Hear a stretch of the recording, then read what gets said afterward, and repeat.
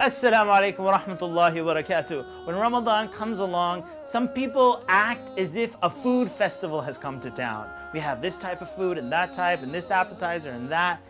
And Ramadan is actually a month of fasting. That means that the month is not about eating.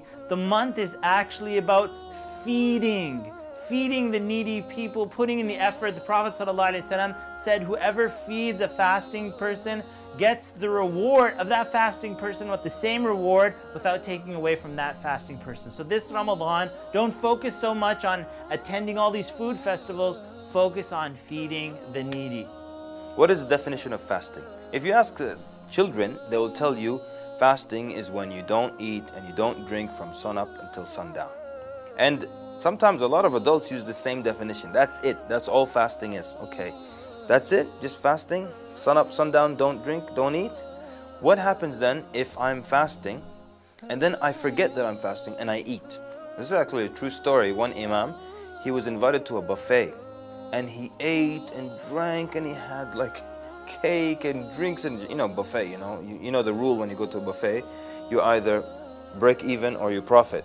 So this guy profited, alhamdulillah. He ate a whole lot. He said, then when I was totally done, then I remembered that I'm fasting. So does his fast count or not? Of course the answer is yes, it counts because he completely forgot. So that means it's got to be more than eating and drinking. So it's got to be something else. Of course, a sawm, fasting, means to abstain. So it's not just abstaining from eating and drinking, it's from all kinds of other things. It's from lying, it's from bad words, it's from cursing, it's from backbiting. Many people now, their main concern is what goes into their mouth. These are the people who exaggerate. Once they make wudu, they'll spit like 100 times to make sure there's no wetness left in their mouth whatsoever. Nothing goes down the throat. Even though in the Sharia, a little bit of wetness is ma'fu, it's pardoned, it's not an issue. But they exaggerate. Some people even tell you, and this is all wrong, but they tell you, don't shower in Ramadan because, water will come in through your ears. I mean, who drinks through their ears anyways? So just exaggerations.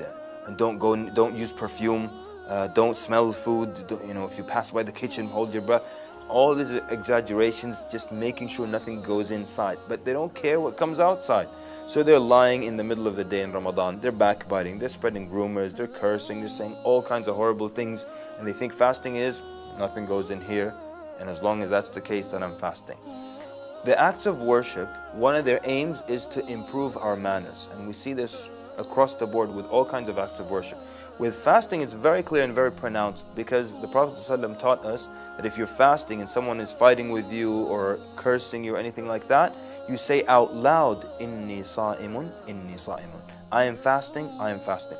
You say it out loud also so they hear, and maybe they'll be put to shame a little bit and refrain from, their animosity or their fighting towards you. So the purpose of fasting also is to improve and have an impact on our mannerisms and our akhlaq. So remember that when you're fasting, it's not about what goes in only, but it's also about what comes out. And what comes out can be far more serious than what goes in. So be sure in this month in Ramadan, you're very, very careful about what you say. You're very, very careful with your tongue. And may Allah subhanahu wa ta'ala accept from you. Assalamu alaikum wa rahmatullahi wa barakatuh.